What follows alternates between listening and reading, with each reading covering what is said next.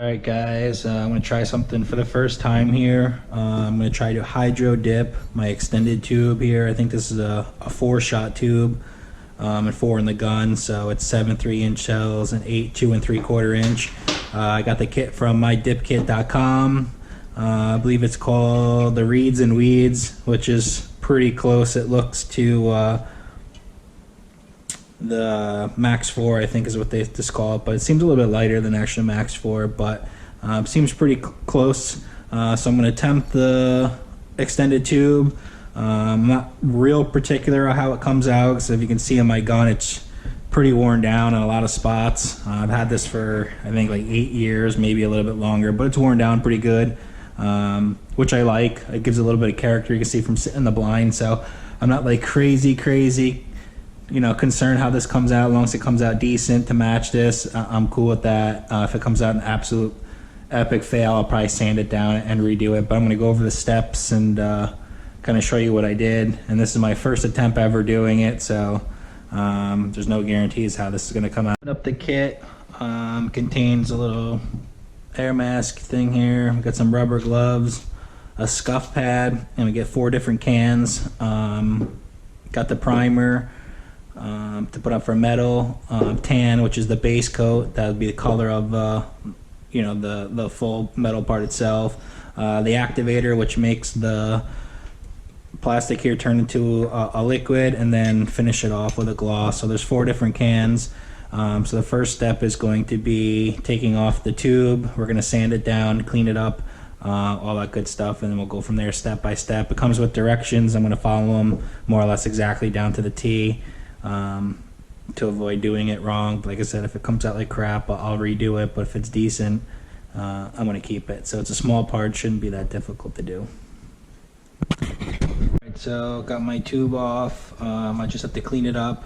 It gives you a little scuff pad that I actually cut in half because you have to use it twice.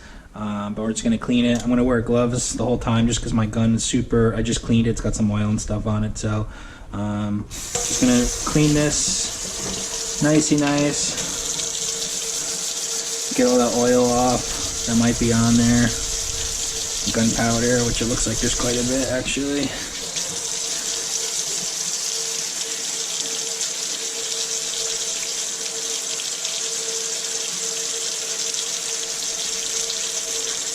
Hit this up as good as you can, and you can actually see the stuff coming off of it, which I didn't think there'd be that much on there, but definitely was way dirtier than I thought it was. Didn't look dirty. So my part is nice and dry, and what I did is took a piece of weed whacker string, stuck it through, and tied a knot on it, so that way I can carry this around, bring it back inside to dry without actually touching it at all. So we're going to put 1 coat here, this primer on real light. Now let's get windy.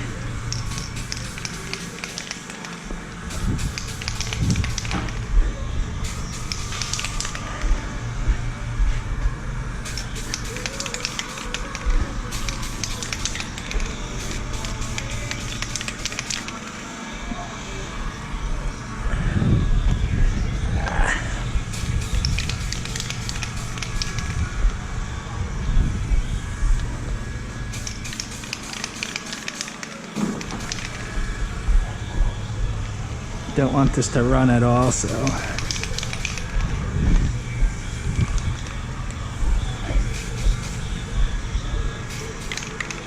alright, for the first coat that's cool. I'm not doing any more than that. Alright, so I did my 2 coats of primer.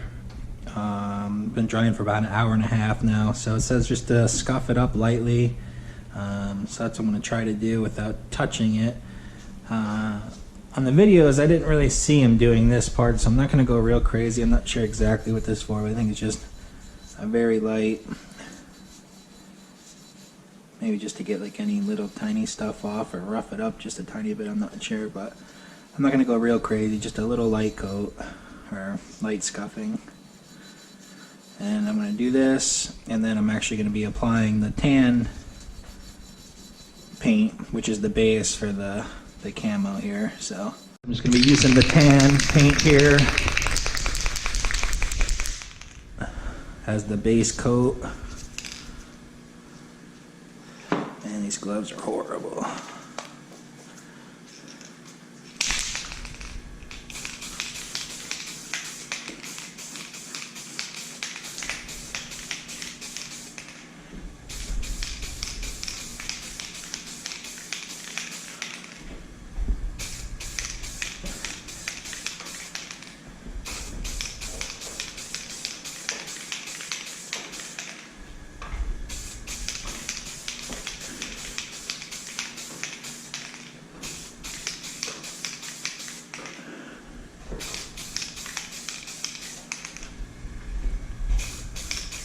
I'm going to let this coat dry for an hour, and then I'm going to hit it again with one more. So I'm getting ready to cut this film.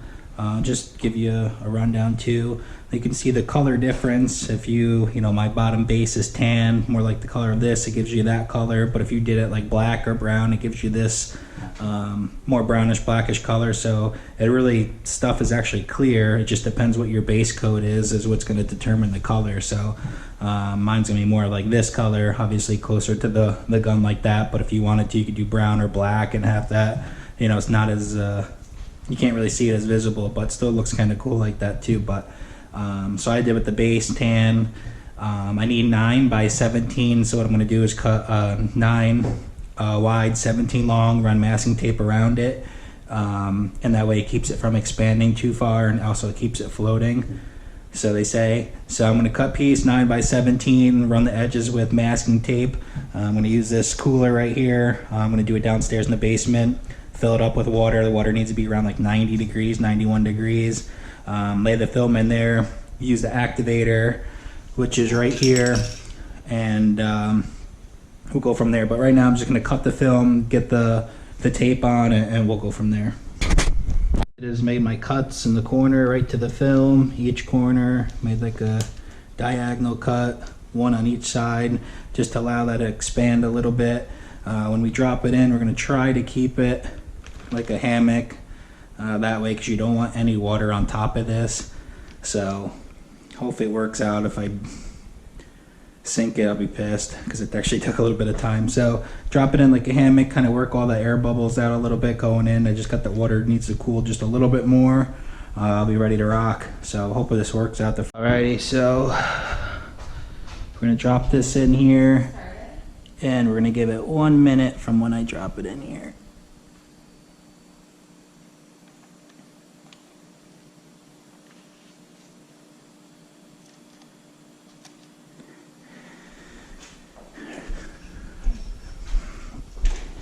Is that stuck? Ready? Going? All right, 1 minute.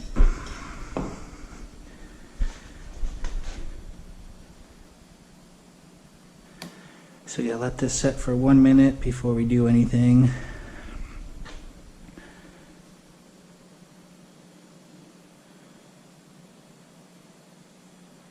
And you don't want any water on top of this at all. So I don't know if you can pull the wrinkles out at all, but I don't really want to mess with it. So if it's got little wrinkles in it, so be it.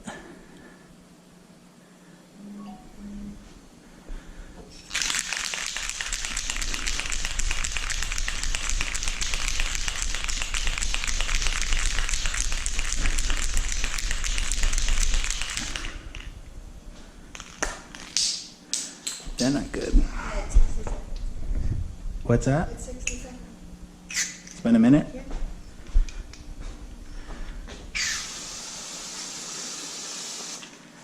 Oh man, that sucks.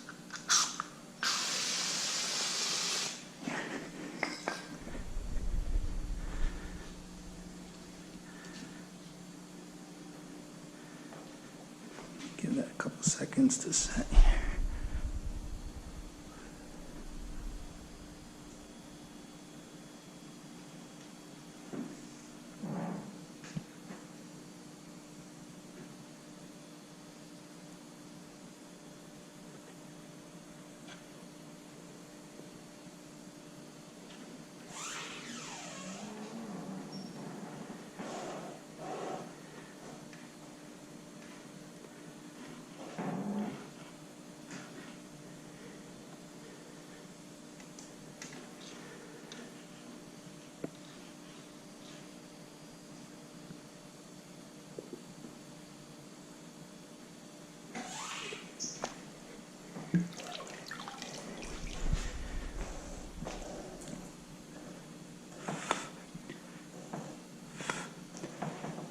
run through the sink quick.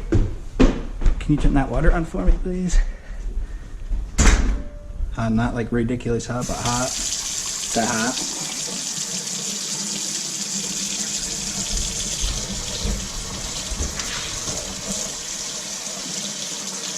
Looks pretty good.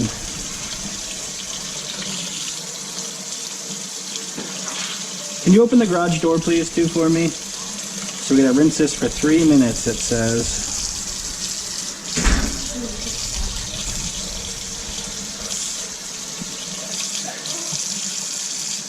Did the hydro dip for the first time. I think it came out pretty good.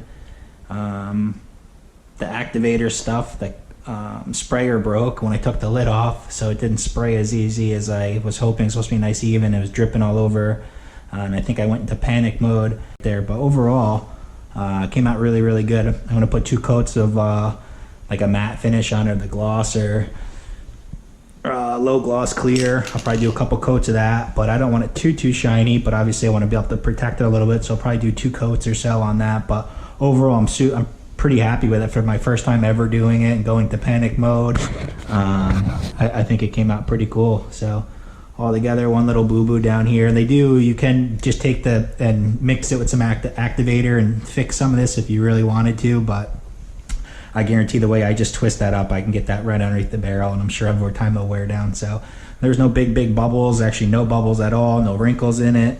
So I'm pretty happy in the way it came out for sure. And I think once I hit it with a little clear gloss to kind of preserve it a little bit, I think it'll look even a little bit better. But first time doing it, my dip kit, I think it looks way better than just a black for sure, and it matches that camo pretty good. Once it dries, I'll touch it a little bit more, but I'm pretty happy with it. So